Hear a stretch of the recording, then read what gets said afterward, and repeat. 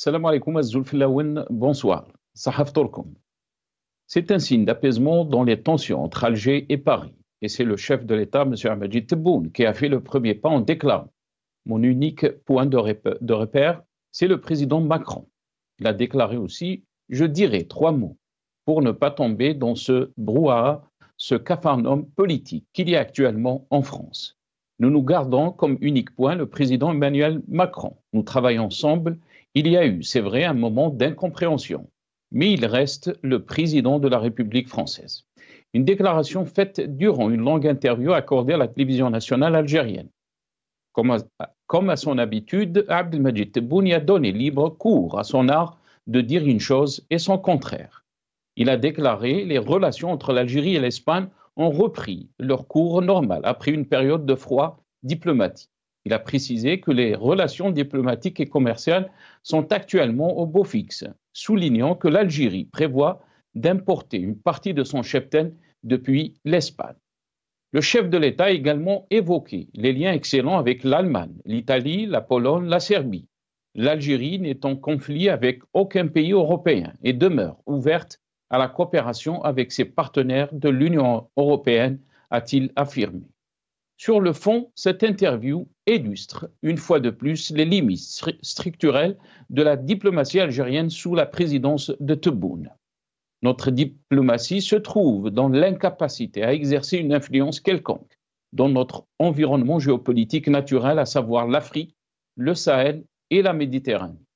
Il est désolant de constater que la diplomatie de notre pays est à la traîne, sans engagement clair et une doctrine qui nous semble dépassée et en déphasage total avec la géopolitique qui, elle, est en perpétuel mouvement. Il est à l'image de ce qui se constate tous les jours sur le plan interne. Un pays en panne, complètement bloqué, sans projet ni modèle. Le pays a perdu ses repères et les vrais détenteurs du pouvoir ne sont intéressés que par le maintien du système. Nous débattrons avec nos invités juste après cette petite intro.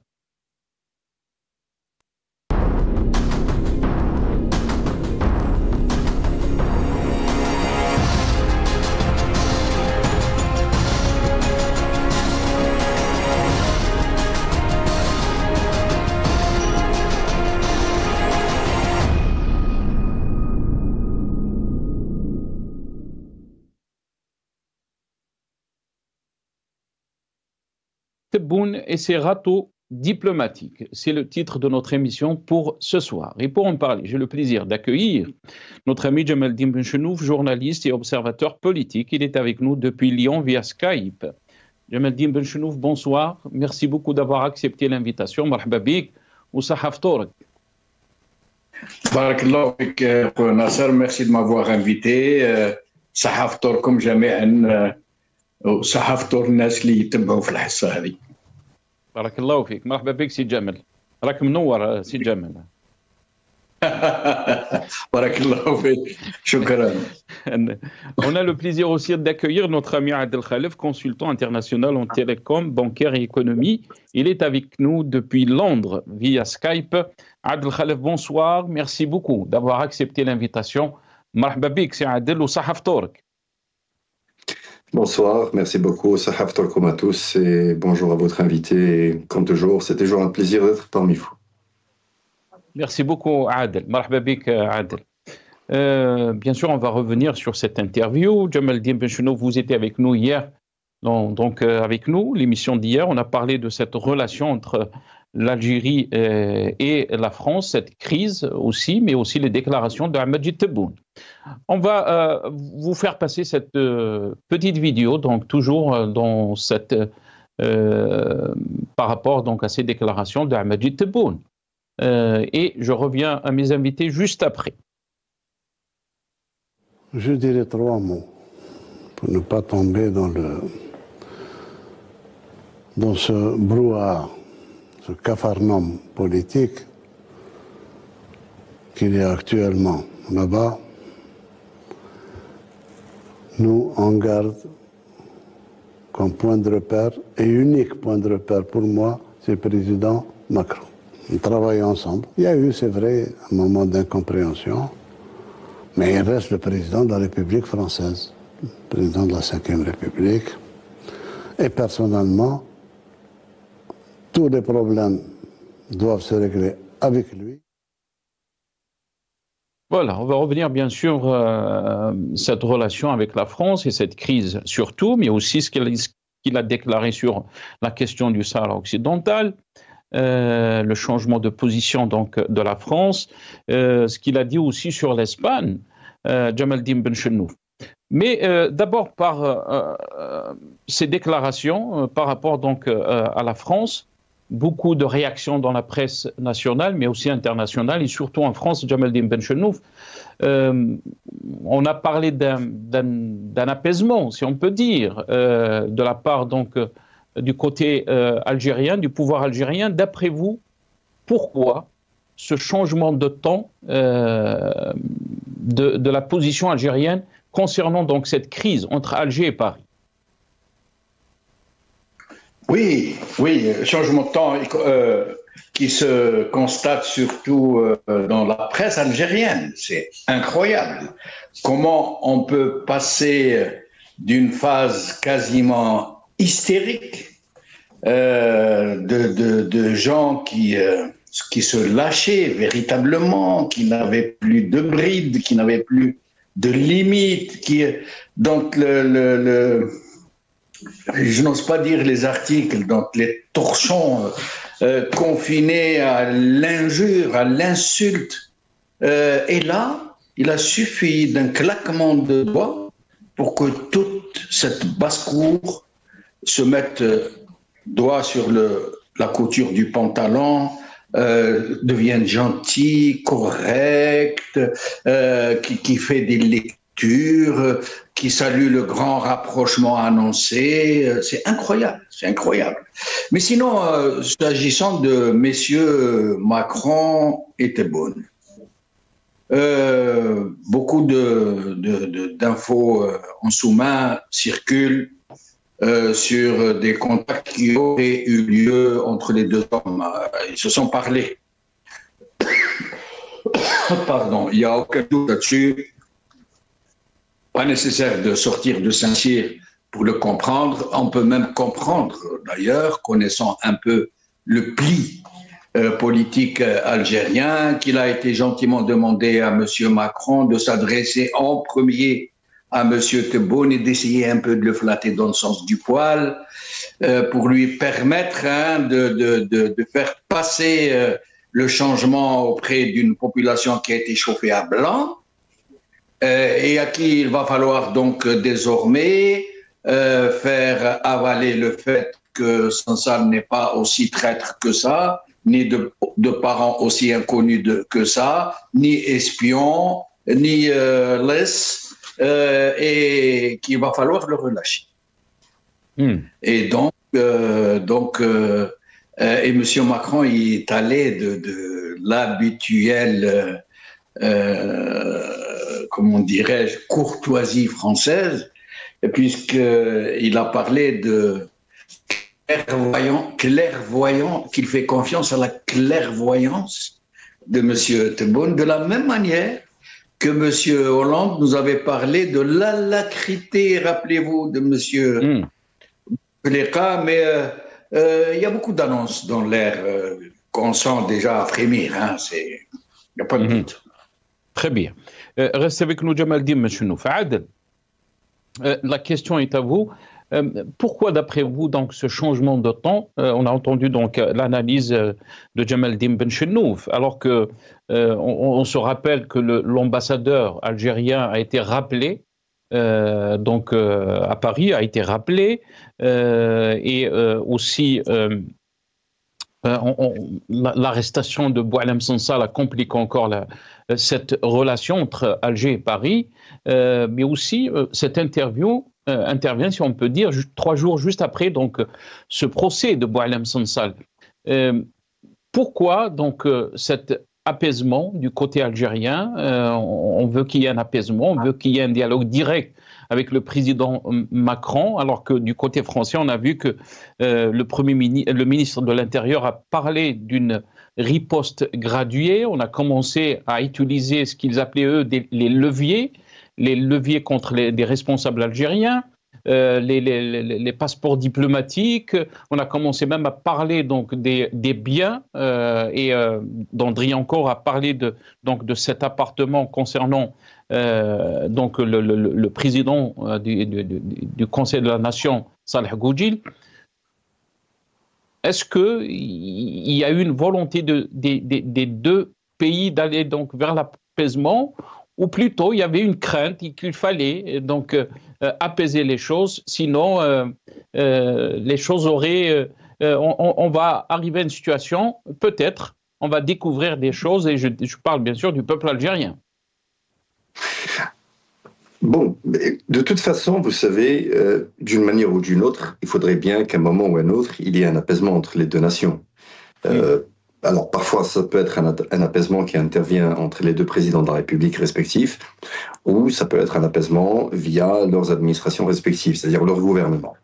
Toujours est-il, moi, ce que je déplore un peu dans cette interview accordée par le président de la République à ces journalistes, dans lesquels il déclare que pour lui, son seul interlocuteur, c'est le président de la République française, donc Emmanuel Macron. Bon, moi, de mon côté, ce que je pense, à la limite, je trouve ça un peu marrant, mais je vais dire je vais dire ce que je pense. Vous savez, Abdelmadjid Tebboune a tendance à penser que la France fonctionne un peu comme l'Algérie. Parce que vous savez, l'Algérie, c'est un système hyper présidentiel.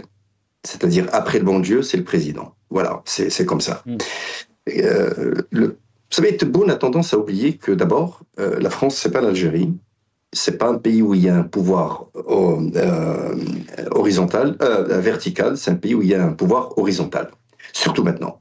Vous savez, Emmanuel Macron, président de la République, certes, il est président de la République, il est le garant de l'État, il est le chef suprême des armées, mais attention, il n'a pas les pouvoirs aujourd'hui. Il a un Parlement qui lui a échappé, il y a beaucoup de mouvements politiques en France qui lui ont échappé, notamment l'extrême droite ou le Parti de Rassemblement National, etc. Donc aujourd'hui, Emmanuel Macron est très très loin d'être dans la position de voir ce qu'il veut.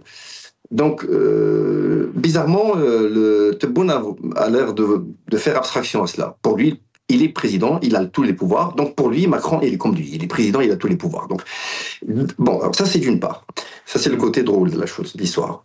D'un autre côté, c'est très maladroit de la part de M. Tebboune de parler de cette façon, parce que quand on respecte un président de la République, quand on respecte son homologue, on respecte la République dont il est le garant. Donc, en l'occurrence, la fille aînée de l'Église, la France.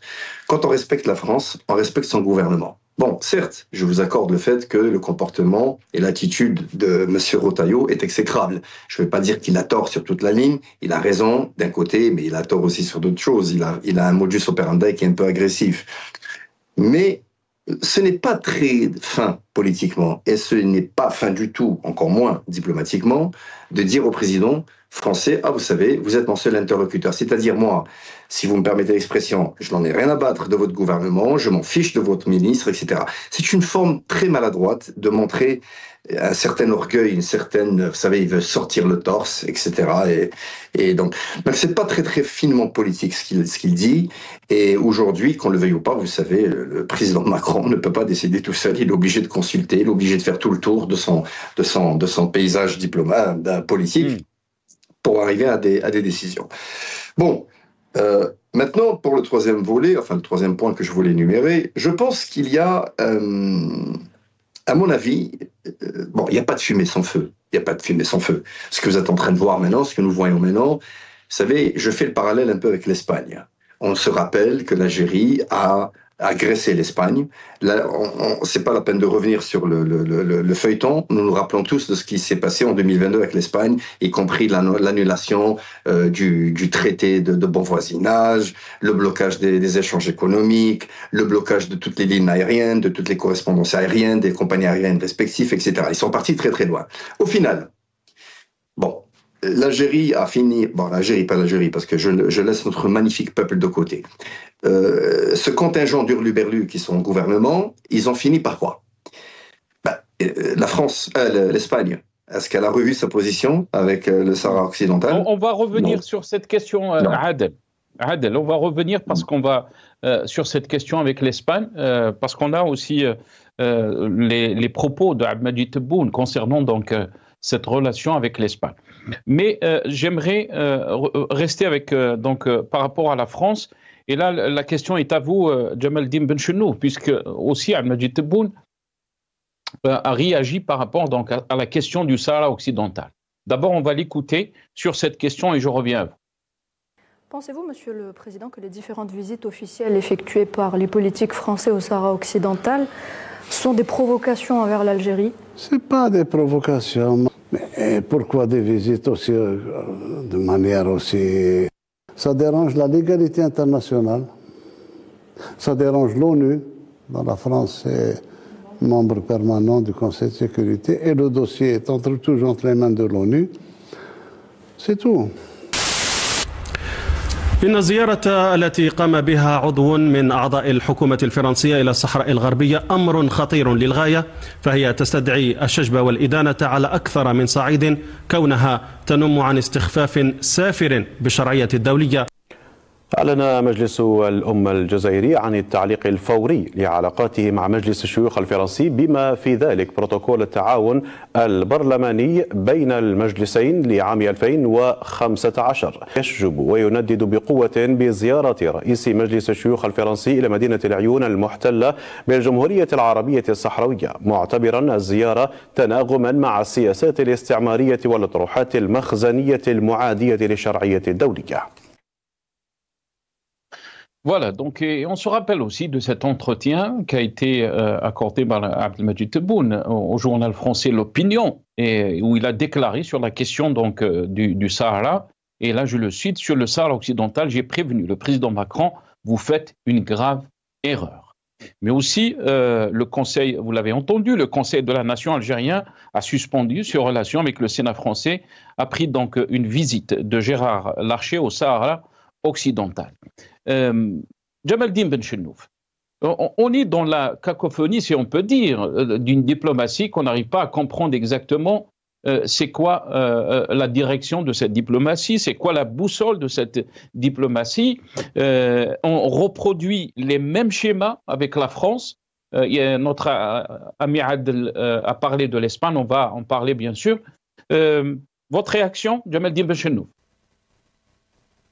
C'est là où on voit que la diplomatie algérienne se pratique à la godille, en fonction des fonds généralement vaseux, au pifomètre, au jour le jour. Vous avez vu ce qu'a dit, vous avez entendu ce qu'a dit M. Tebboune à la journaliste, qu'il n'y a pas de provocation, que c'est une attitude tout à fait normale, que la France a toujours soutenu la thèse marocaine sur le Sahara occidental. Mais on dirait que ce n'est pas la même personne qui parle, celle qui a pris le mort aux dents après la déclaration, la lettre de M. Macron. Rappelons-nous, M. Tebboune était hors de lui, il était en rage, il ne contrôlait même plus ce qu'il disait.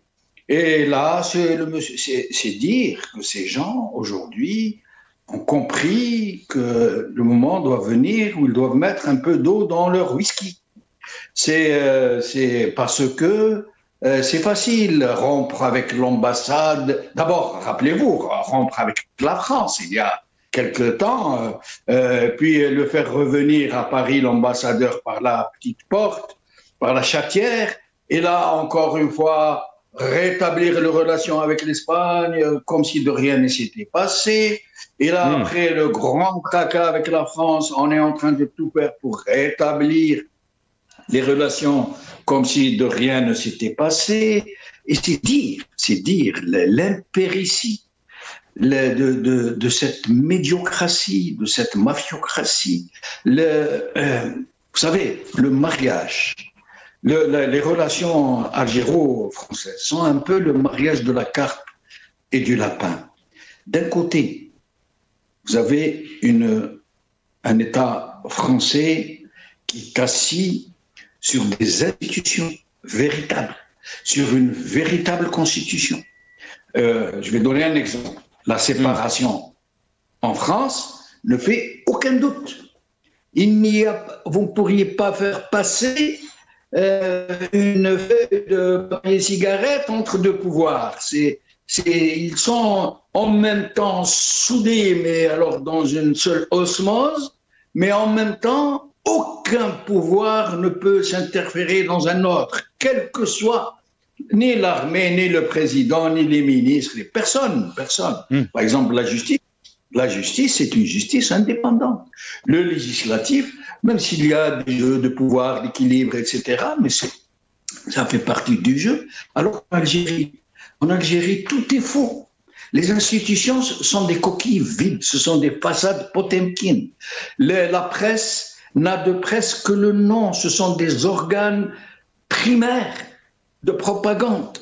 La justice est totalement inféodée à l'injonction politique. Et je passe sur tout le reste. Les législatives, c'est la fraude électorale. Tous les Algériens savent que les charges d'élus se vendent aux enchères. Tout le monde le sait. J'imagine que vous devriez faire une émission sur ça, parce que beaucoup de nos amis français occidentaux, quand on le leur dit, ils ne nous croient pas. Ils nous disent « Ah, vous voyez, c'est normal qu'on ne vous croit pas, vous exagérez. » Mais ce n'est pas possible. Des charges de députés, de sénateurs en vente aux enchères publiques. Ils ne savent pas, mais c'est le cas. Et donc, aujourd'hui, avec ce rétropédalage très évident, cousu de fil blanc qu'on voit de loin, et avec, je présume, qu'ils vont tout faire pour régler le problème sans ça. J'imagine que, malins comme ils sont, je ne pense pas qu'ils puissent opter pour une amnistie, mais qu'ils vont aller, comme il a fait à peu près 6 mois, si je m'abuse, de prison déjà préventive, ils vont s'arranger pour que la justice lui donne quelque chose comme 6 mois de prison ferme et 1 an de prison avec sursis, par exemple. Et ça lui permet donc de sortir illico presto et en même temps de pouvoir dire, vous voyez, notre justice est indépendante. Hein. Nous avons tout fait. Nous avons condamné, nous avons protesté, mais la a décidé d'infliger une peine légère à ce monsieur. La justice est libre. Vous voyez. Donc nous nous Djamaldine, Djamaldine Benchenouf, je vous ai coupé la parole. Sur le procès de Boualem Sansal et l'affaire Boualem Sansal, Djamaldine, est-ce que vous pensez qu'elle a mis la lumière aussi sur les détenus d'opinion en Algérie et la situation des droits de l'homme en Algérie? Ben justement, non, Nasser. Et là est le plus tragique dans cette relation malsaine de la France avec l'Algérie, y compris à travers les relais sociaux, y compris à travers la presse, y compris à travers les grands intellectuels, y compris à travers la société civile d'une manière générale. Aujourd'hui, alors que c'est l'occasion, normalement, pour la France, pour l'opinion publique française, de savoir ce qu'est réellement cette tragédie des gens qui sont en prison, les détenus politiques, des détenus d'opinion, des prisonniers politiques et des prisonniers des années 90 qui croupissent encore en prison, donc plus de la moitié sont morts dans l'indifférence la plus totale. Et malgré ce qui est en train de se passer entre l'Algérie et la France, pas un mot sur les ondes françaises, sur les colonnes des journaux français, dans les radios, rien du tout, comme si ces gens-là n'existaient pas. Vous voyez un peu, c'est désolant. C'est désolant. Très bien. Restez avec nous, Djamaldine Benchenouf. Adel Khalef, d'un côté, on est en train de voir donc, le message de Majid Tebboune, qui paraît donc un message d'apaisement, mais aussi, et là on va voir juste la une de l'Ouatan, si c'est possible, nos amis de la régie. Voilà. Donc la commission de l'APN chargée de se pencher sur la rédaction du texte installé aujourd'hui, le projet de loi criminalisant le colonialisme réactivé. Il faut rappeler qu'on suspend depuis des décennies l'idée d'un texte criminalisant la colonisation remonte à 1900 1984, à l'époque du parti unique, mais elle a rencontré donc de nombreux obstacles et résistances. D'après vous, cette démarche ou ce projet de loi criminalisant donc le colonialisme réactivé, et là bien sûr le président de l'APN, donc Bourali, a affirmé que la mémoire de notre nation ne saurait être considérée comme une monnaie d'échange, mais plutôt comme un devoir moral et historique visant à honorer les sacrifices du peuple algérien. Votre réaction par rapport à ce projet de loi, Adel Khaled? Bon, alors, moi, ce que je pense par rapport à tout ceci, je pense que tout ceci est du sur-mesure. Il y a une certaine volonté, si vous voulez, de séduire le peuple et de plaire au peuple. Par exemple, bon, il y a beaucoup de sujets ici qu'on peut analyser, traiter, en parler, mais je vais essayer d'aller un sujet à la fois en faisant court et concis. Ce projet de loi que vous évoquez, de toute évidence, on veut faire fonctionner un certain mécanisme pour montrer que le président Tebboune est quelqu'un qui est tellement soucieux du passé de l'Algérie, donc du problème de la colonie, de l'ex-colonisateur. Vous savez, les élections présidentielles, c'est une pilule qui n'est pas encore passée. Rappelez-vous, quand les élections présidentielles étaient bâclées, finies, etc., ils ont fait une annonce qu'ils voulaient parler éventuellement d'ouvrir le dialogue avec d'autres partis, etc. Et puis ils avaient donné 2 années pour ça. Donc on montre une certaine volonté, un certain signe d'apaisement. Ça, c'est le 2e volume de l'apaisement.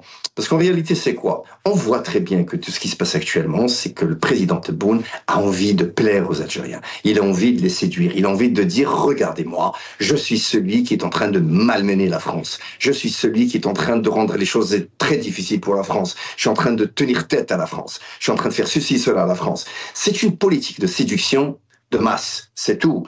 Bon, il y a des gens qui sont actionnaires de cela, et puis il y a des gens un peu plus illuminés, un peu plus réfléchis, qui, bien évidemment, ne le sont pas.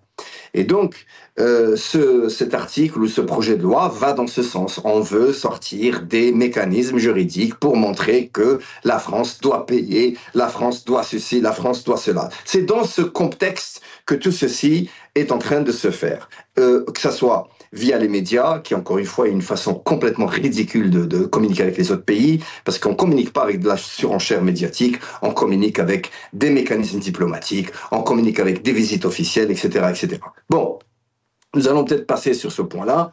Moi, je pense aussi, il y a ici, comme M. Benchenouf le disait, votre sympathique invité, il y a ici, on voit qu'il y a une volonté de trouver un certain mécanisme juridico-technique pour faire sortir avec subtilité Boualem Sansal de tôle, de lui donner donc, de le relaxer. Et je pense qu'il y a une certaine pression que nous ne voyons pas, qui n'est pas publique, qui n'est pas claire. Il y a un courant politique, il y a des actions depuis la France qui arrivent en Algérie via des canaux particuliers, où le système algérien actuellement, je précise la présidence, nullement l'armée, la présidence. On voit qu'ils ont reçu une certaine pression, ou qu'ils subissent une certaine pression, pour trouver une échappatoire, un moyen subtil d'arriver à cette fin, pour relaxer le Boualem Sansal. Vous savez, la France pouvait aller très loin. Vous savez, vous parliez tout à l'heure de levier. Vous savez, je peux vous donner un levier qui peut littéralement terrasser la présidence algérienne. Vous savez, imaginez-vous si la France décide subitement, et ils en ont le pouvoir, de fermer le lycée international français de Ben Aknoun, Alexandre Dumas. Vous savez que 80% ou 90% des étudiants sont des enfants des hauts responsables algériens. Vous imaginez les conséquences. Mais bon, la France est un très grand pays, c'est un pays de culture. Ils vont pas arriver à faire ça. Mais si ça partait trop loin, ils auraient pu aussi faire ça. Donc, du côté d'Alger, je pense qu'ils ont compris qu'ils se sont exposés à beaucoup trop de dangers, beaucoup trop de problèmes, beaucoup trop de mauvaise publicité. C'est parti trop loin. C'est parti comme une traînée de poudre à l'international. Vous savez, Washington qui regarde cela, Londres qui regarde cela, les grandes autres capitales qui regardent cela. C'est excusez-moi du terme, c'est un cirque. Parce qu'au final, Au final, l'apaisement qu'on voit, qu'on constate aujourd'hui, on revient au même apaisement de l'Espagne. L'Espagne, c'est la même chose. Et puis au final, la France ne changera pas sa position par rapport au Sahara occidental. Ça sera toujours la même chose.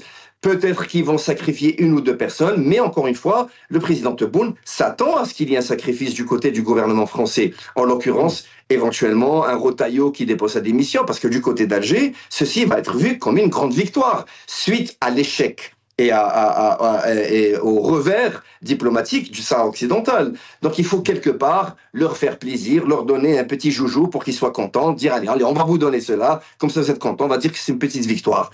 Donc il y a un jeu, on a toujours dit que la relation entre l'Algérie et la France, c'est un mariage improbable et un divorce impossible. Ils trouveront toujours des moyens d'arriver à des fins qui sont positives d'un côté ou d'un autre. Néanmoins, l'Algérie aujourd'hui, elle a subi des torts, la République algérienne a subi des torts, les institutions algériennes ont subi des torts, parce que nous vivons un bricolage diplomatique indigne de l'histoire de notre pays, indigne de notre peuple, mais surtout avec un accompagnement de rififi dans une presse à plat ventriste qui écrit n'importe quoi. Et vous allez voir, la presse algérienne maintenant va dire oui, c'est l'heure de l'apaisement. Alors hier, c'était la guerre nucléaire, et puis demain, ça y est, il fait beau, il y a le soleil, les oiseaux sont sortis, les roses sont en train d'éclore, tout va bien, Madame la Marquise. C'est un spectacle d'un ordre ridiculissime. Très bien, reste avec nous, Adel. Puisque vous avez parlé de l'Espagne, vous avez aussi parlé donc de cette diplomatie, vous avez dit que c'est un cirque, et c'est vrai, les observateurs, on n'arrive pas à comprendre comment elle fonctionne, donc la diplomatie algérienne. On va d'abord écouter ces déclarations de Hamadi Tebboune concernant la relation avec l'Espagne. L'Espagne, il y a eu une période de froid, d'incompréhension. Les choses ont repris normalement, l'ambassadeur est là-bas, les relations ont repris aussi bien sur le plan commercial que sur d'ailleurs في العيد غادي يجيبوا الغلم من الاسبان une partie.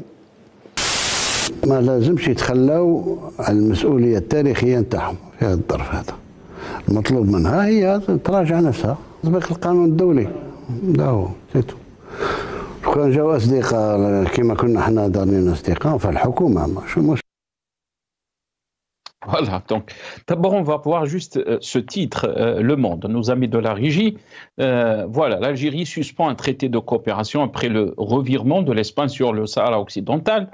Il y a aussi ce titre de l'APS, Alger-Madrid, de la fuite en avant du pyromane Albarès. Entrée en diplomatie par effraction et jamais à court de maladresse. Donc voilà ce qu'a écrit donc l'APS. Jamaldine Ben Chennouf, est-ce qu'on est dans un cirque, comme l'a dit notre ami Adel Khan?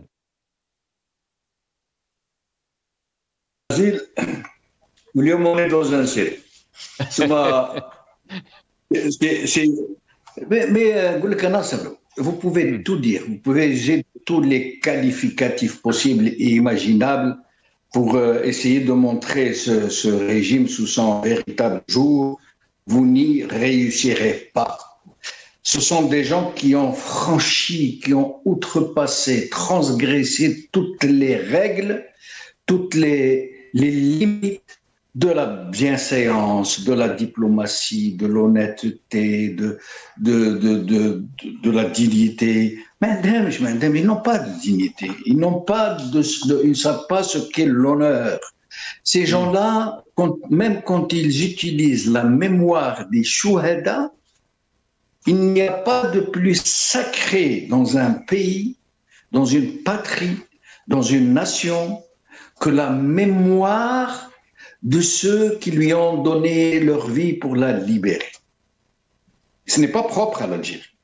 D'ailleurs, on dit gloire à nos martyrs, gloire aux morts tombés pour l'honneur de la France, gloire aux martyrs qui ont permis de libérer l'Amérique, gloire. Toutes les nations du monde reconnaissent le mérite de ceux qui leur ont donné leur vie et font tout pour les sublimer, pour les honorer. Vraiment, pas seulement... mais non, les nôtres, qu'est-ce qu'ils font de ces martyrs? Ils les ont enfermés, ils les ont incarcérés dans une histoire qu'ils ont tordue à leur convenance. Ce sont des forgerons de l'histoire qui ont tordu l'histoire de façon à ce qu'elle les serve. Et ils se servent y compris des martyrs qu'ils ont eux-mêmes tués. Karim Belkacem, Khayder, les milliers de moujahidines qui ont été tués par leurs frères pendant la révolution, et je passe. Et qui a été récompensé?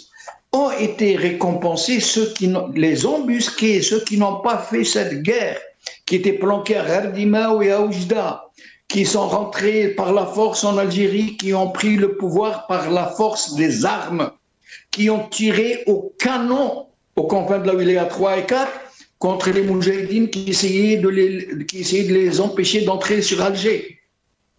Et ce sont ces gens même qui aujourd'hui ont capté la mémoire collective, l'histoire de la révolution algérienne, à leur seul intérêt comme moyen de propagande.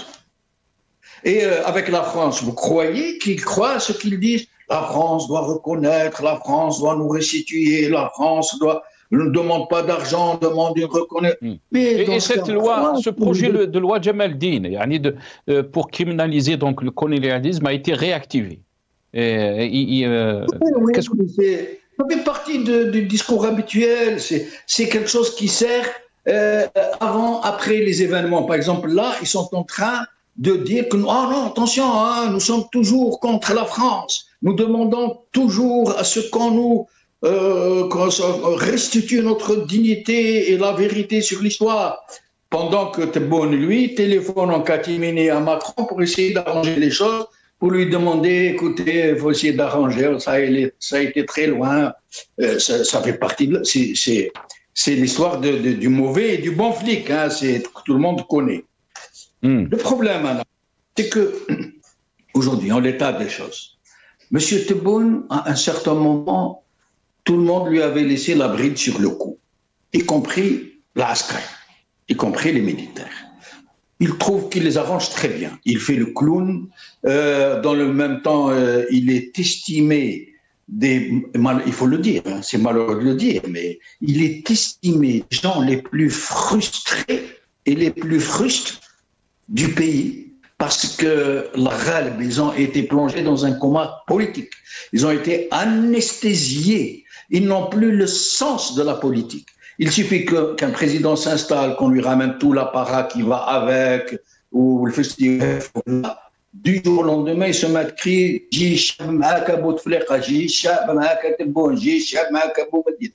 ils sont, et c'est tout ce qu'on lui demande, d'entretenir cette. Et donc, il a eu la bride sur le cou. Mais là, pour le coup, Anas, c'est là où je voulais en venir. Là, pour le coup, c'est aller trop loin. Ils n'ont pas bien calculé leur coût. Ce qui fait qu'aujourd'hui, il y a la menace qui pèse d'un côté et de l'autre, en France comme en Algérie, que des secrets soient révélés. Que des secrets soient révélés sur la connivence de très hauts fonctionnaires français et de lobbyistes et de beaucoup de choses pour permettre à des barons du régime de blanchir l'argent de leur rapine. De l'autre côté, des très hauts fonctionnaires français, voire des ministres, voire des chefs de parti, ont émargé auprès des services algériens en échange de petits et grands services. Et ils ont été grassement rétribués. Et donc, comme tout ça risque aujourd'hui de sortir, de provoquer une véritable clameur publique, alors des deux côtés, on est en train de mettre la pression pour arrêter. Et côté algérien, M. Tebboune, qui a eu longtemps la bride sur le cou, de pouvoir dire ce qu'il veut, à où il veut, là, on sent bien à sa façon de parler, à ce changement radical du discours, qu'on lui a dit « Stop, mon gars, tu nous as mis dans une situation très difficile, nous risquons d'être démasqués tous autant que nous sommes demain, et ton régime, il va tomber. Parce que lorsque les Algériens apprendront que ce sont des milliers, pas des dizaines, pas des centaines, des milliers de barons du régime, de leurs parents, de leurs clients, qui sont installés en France, qui ont la nationalité française, donc les familles sont installées là-bas depuis 30 à 40 ans, donc les enfants vont dans les universités françaises, qui ont des comptes en banque absolument inimaginables, qui ont des dans les quartiers les plus luxueux de France, qui ont des châteaux en Sologne, qui peuvent se permettre, qui se soignent dans les meilleures cliniques françaises. Ils ne vont plus à l'hôpital américain, ils vont dans les meilleures cliniques françaises et même ailleurs, au Cedars Sinaï. Et là, ils ont compris leur douleur et tout ce qui est en train de se passer maintenant. Cette atténuation du propos dont ils usaient sans compter est à chercher dans cette réalité que des pressions incroyables sont exercées sur Tebboune et sur ses protecteurs militaires. Vous leur demandez attention, vous nous avez mis dans une très sale situation. Si nous tombons, vous tombez. Très bien, restez avec nous, Jamaldine. Adel Khalef, bien sûr, Tebboune s'est exprimé aussi sur la liberté d'expression. Il a évoqué, bien sûr, le journaliste Jean-Michel Apathy. On va l'écouter dans ce passage. Ça me renvoie à la liberté d'expression. On nous accuse d'être un pays où il n'y a pas de liberté d'expression. Quand on interdit un film, lorsqu'un journaliste, grand journaliste, Jean-Michel Apathy est un très grand journaliste, dit la vérité. C'est comme la chanson, il a dit la vérité, il faut qu'il soit fusillé. C'est les Dreyfusards sont toujours encore là-bas. Voilà, mais ce qu'il a oublié aussi, Abdelmajid Tebboune, c'est de mentionner ce qu'il a dit aussi Jean-Michel Apathy à propos du pouvoir ou du régime en Algérie. On a conquis la terre en massacrant des innocents pendant les 132 ans d'occupation. Il y a en Algérie, l'Algérie est aujourd'hui une dictature. Je ne mélange pas les choses. Il y a aujourd'hui en Algérie des plaies ouvertes pour le mal que nous avons fait. Voilà, l'Algérie aujourd'hui est une dictature. Alors que bien sûr, vous avez entendu Abdelmajid Tebboune qui a dit que Jean-Michel Apathy est un très grand journaliste. On va peut-être notre ami Jamaldine Bechenou va parler du cas de Saad Bouaqba. Donc aussi, si on veut parler de très grands journalistes et de la liberté d'expression. Mais la question est à vous, Adel. Vous avez parlé de l'image de l'Algérie qui a été ternie. Par rapport, bien sûr, à cette affaire. On est en train de parler de l'apaisement, donc par rapport à cette crise. Qu'est-ce qu'on a gagné donc pourquoi on est arrivé à ce point-là, à cette situation et vous avez parlé de l'image de l'Algérie. Adel. Qu'est-ce qu'on a gagné? On a gagné le prix Nobel de l'ânerie. Voilà ce qu'on a gagné. C'est pas plus compliqué que ça. Quand vous avez un président de la République qui vous déclare que M. Apathy est un énormissime journaliste, d'une part, et puis d'un côté, ce dernier confirme que l'Algérie est une dictature. Mais bon, bonjour, c'est-à-dire c'est franchement l'histoire du camembert qui veut se foutre de la gueule du Roquefort. C'est impressionnant tout ce micmac. Bon, d'abord, le président Tebboune est le dernier de la liste pour pouvoir se permettre de parler de liberté d'expression. Parce que quand on compte le nombre de personnes qui sont en train de croupir dans les geôles et dans les prisons algériennes, simplement parce qu'ils ont écrit... Vous savez, il y a un journaliste qui a écrit un article sur les dates, il s'est retrouvé en prison. On ne les compte plus. Donc, s'il y a bien un pays qui n'est pas du tout une référence de liberté d'expression, d'indépendance de la justice, s'il y a bien un pays qui n'a pas la maturité de l'indépendance de la justice et de la séparation des pouvoirs, c'est bel et bien l'Algérie de Abdelmajid Tebboune. Parce qu'attention, Abdelaziz Bouteflika, bon, il avait ses tares, etc. Mais de son époque, l'Algérie se portait mieux. Moi, je l'ai toujours dit. Je le dis parce que je le regrette et parce que ça me scandalise. L'Algérie de Tebboune est l'Algérie la plus catastrophique de notre République indépendante. L'Algérie n'a jamais été aussi catastrophiquement gérée qu'elle est aujourd'hui. Bon, maintenant... Et pourtant, Adel, je vais vous laisser. Pourtant, Majid Tebboune, quand vous avez parlé de l'Espagne, il a dit que entre l'Algérie et l'Espagne, on repris donc leur cours normal après une période de froid diplomatique. Il a précisé que les relations diplomatiques et commerciales sont actuellement beau fixe, mais il a parlé aussi des liens excellents avec l'Allemagne, l'Italie, la Pologne, la Serbie. Oui, mais bon, vous savez, une fois, un de vos invités sur vos ondes avait déclaré que la France, étant un membre permanent du Conseil de sécurité, n'était pas quelque chose d'aussi important. Ce n'était pas vraiment quelque chose d'important. Or, aujourd'hui, on voit le président Tebboune qui dit tout à fait le contraire de ce que un de ses porte-parole sur la presse algérienne et les médias algériens disait. Aujourd'hui, Tebboune reconnaît que la France il a compris soudainement que la France est un grand pays, ou bien on va dire, il a reconnu, de toute façon c'est un grand pays, mais il a reconnu que la France est un pays qui est membre permanent du Conseil de sécurité. Donc soudainement, c'est devenu quelque chose d'important, donc ça lui fait peur. Mais attention, il ne faut pas exclure le fait aussi qu'il y a eu éventuellement une pression invisible de l'Italie, qui fait du lobbying entre les deux pays, qui peut intervenir, qui peut faire une médiation, on va dire silencieuse.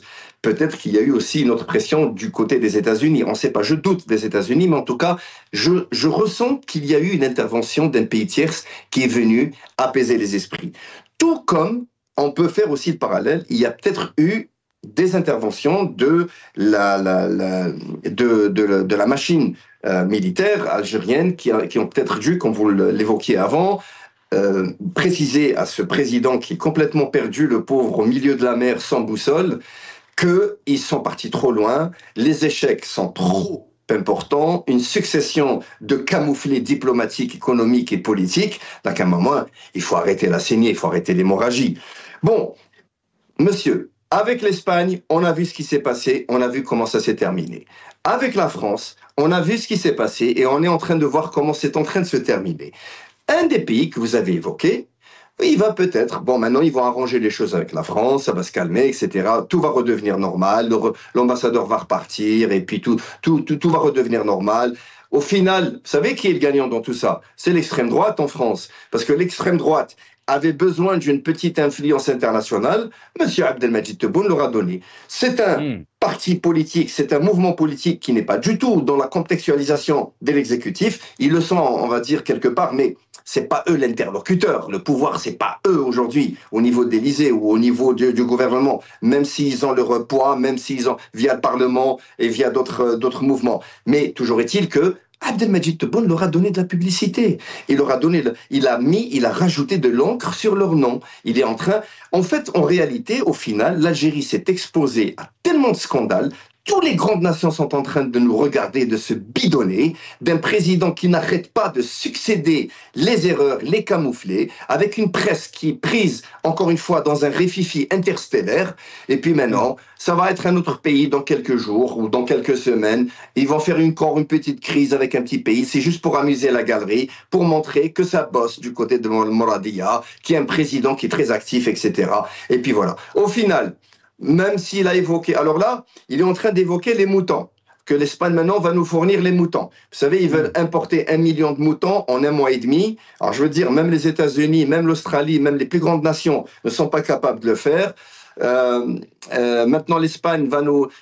tant qu'à faire, on va aussi importer les canards depuis la France. Et puis voilà. Et puis, écoutez, nous sommes dans une supercherie qui n'a plus de sens. Ça va dans tous les sens, tout azimut.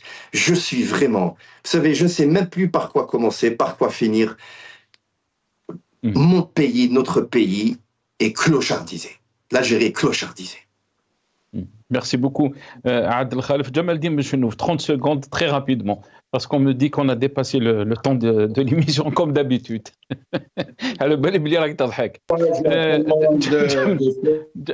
Jamaldine Benchenouf, je voulais juste revenir sur Saad Bouaqba, puisque Tebboune a parlé de la liberté d'expression, il a parlé aussi du cas du journaliste Jean-Michel Apathy, il l'a qualifié de très, très, très grand journaliste. Alors qu'on sait très bien ce qu'a subi aussi Saad Bouaqba, le doyen des journalistes, Jamaldine Benchenouf, très rapide. Oui, il parle de Jacques Apathy, il parle même de Dreyfusard. On comprend à qui il fait le clin d'œil, on sait très bien. Mais Saad Bouarma est très malade. Il a un problème cardiaque. C'est un journaliste émérite. C'est un journaliste qui connaît des choses. S'il pouvait écrire des livres, peut-être qu'il y aurait la révolution en Algérie. Il connaît tellement de choses sur les gens, sur les dessous. Il a été l'ami de plusieurs chefs d'État qui lui ont confié des choses. Alors, il a un problème de cœur et il se trouve que son fils est un médecin, un cardiologue éminent en France. Il veut partir juste se soigner en France, être pris en charge par son propre fils. On l'en empêche. On refuse de le laisser sortir d'Algérie après l'avoir mis en prison, après l'avoir condamné, après l'avoir assigné à résidence, après l'avoir empêché d'écrire. Et je m'arrêterai là, mais je rappelle à M. Tebboune qui nous a déclaré qu'il ne voulait pas aller à Canossa, en France, pour ne pas s'humilier soi-disant, parce que ça n'a pas marché comme il voulait. Je rappelle qu'il avait changé, qu'il avait anticipé les élections présidentielles, la date des élections présidentielles, pour pouvoir partir en France en tant que président élu, nouvellement élu, et non pas en tant que président sortant, parce qu'un président sortant ne peut pas signer des traités et des conventions. Alors vous imaginez quelqu'un qui sait à l'avance qu'il va être élu et qui fait en sorte d'aller en France élu et non pas sortant. Et on connaît la suite, le résultat des élections présidentielles de M. Tebboune qui se sont distingués par 10% de participation. Merci beaucoup, Jamaldine Benchenouf. Je rappelle que vous êtes journaliste, observateur politique. Merci, Si Jamal. Merci à notre ami Adel Khalef, consultant international en télécom, bancaire et économie. Vous étiez avec nous depuis Londres. Merci à vous, chers téléspectateurs, d'avoir suivi cette émission. Sahaf Tolkoum. Qawala khair.